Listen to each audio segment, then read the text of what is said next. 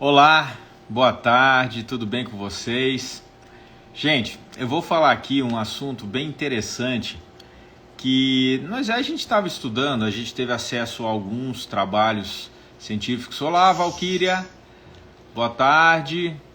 O Instituto André tá aí numa boa, não é isso? Que bom, hoje eu também estou de folga à tarde. Me dei esse presente justamente para poder aqui estar trabalhando, fazer alguns vídeos que eu queria e colocar algumas coisas em ordem, né? Bom, gente, o que é que... Vocês já ouviram falar de disbiose, né? Disbiose nada mais é... Olha, gente, nós temos populações de bactérias em todos os lugares do nosso corpo. Na nossa boca, no nosso nariz, no nosso ouvido, na axila, no nosso intestino, em todo lugar, nas nossas peles, né? Disbiose é quando há uma alteração na população dessa população bacteriana, né? Porque elas vivem em harmonia, essa população bacteriana vive em harmonia conosco, seja onde tiver, certo? Quando há uma desregulação do corpo, quando o corpo entra num processo de doença, de não estar na sua homeostase, essa população bacteriana ela é alterada. E aí, para haver essa desregulação da população, nós temos sintomas relacionados a essa alteração da população bacteriana. No caso da boca, você pode ter uma halitose, certo? Você pode ter uma bromidrose, né? Que seria um excesso de suor e um cheiro mais forte na axila. E no caso do intestino, isso já está muito bem estipulado, estudado, por conta dos antibióticos, por conta dos conservantes das comidas, né?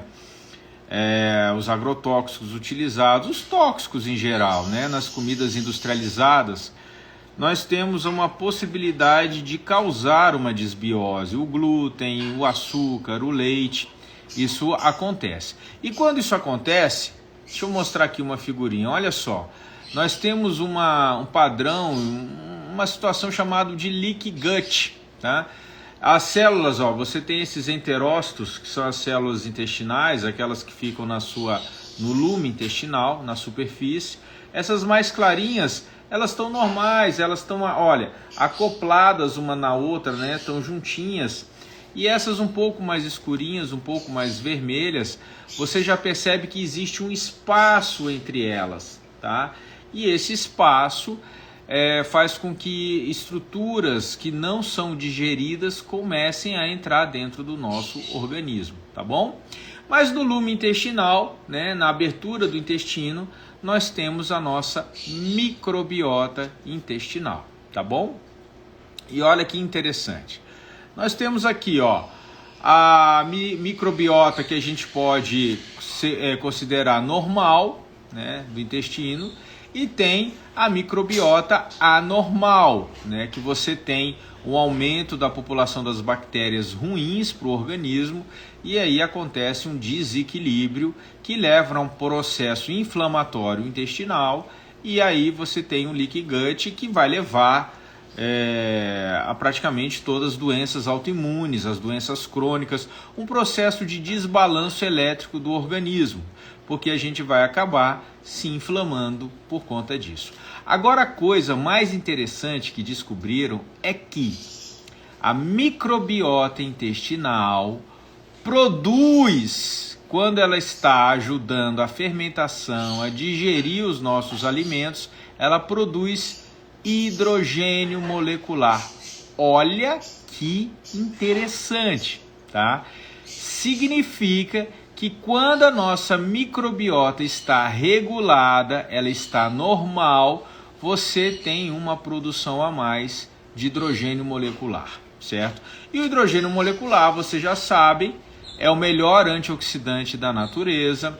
Ele tem uma capacidade de penetração dentro da mitocôndria, dentro do núcleo celular, dentro do cérebro, e isso ajuda a um bom funcionamento do organismo, certo? Então, vocês já sabem que o hidrogênio tem essa capacidade de antioxidar o corpo, de mantê-lo estabilizado, de melhorar a voltagem dele, de devolver carga elétrica negativa para esse funcionamento melhor. Entenderam? Então, quando você está com a microbiota intestinal regulada, você tem um acesso maior ao hidrogênio molecular, tá? Então, esse é um efeito em cadeia. Você tem vários benefícios relacionados à microbiota intestinal. Então, quando você está com essa microbiota anormal, a sua produção de hidrogênio molecular fica comprometida. E com isso, você também tem um outro fator que impulsiona o corpo a esse processo inflamatório e essas doenças crônicas, tá? Quando a gente começa a utilizar o hidrogênio molecular, deixa eu pôr aqui, ó. Quando a gente começa a utilizar o hidrogênio molecular, seja pela forma inalatória, seja pela forma de oral, olha aqui, a gente pode fazer assim, ó, tá inalando o hidrogênio com equipamento de inalação, ou você pode estar colocando no seu organismo a água hidrogenada, né? Tem aquelas garrafinhas que você consegue hidrogenar a água e você coloca para dentro. Então você ajuda o seu corpo a estar regulando essa microbiota intestinal, que vai ajudar aí o organismo a vários fatores. Fora o fato do hidrogênio ter uma ação direta para antioxidar o nosso corpo, para diminuir as cargas positivas, que são os radicais livres, e dependendo da frequência que você use e da concentração que você use, até anti-envelhecer o corpo, por conta da neutralização desses radicais livres, de antioxidar o seu núcleo celular, o seu telômero e as suas mitocôndrias. Entenderam? Isso é bem interessante.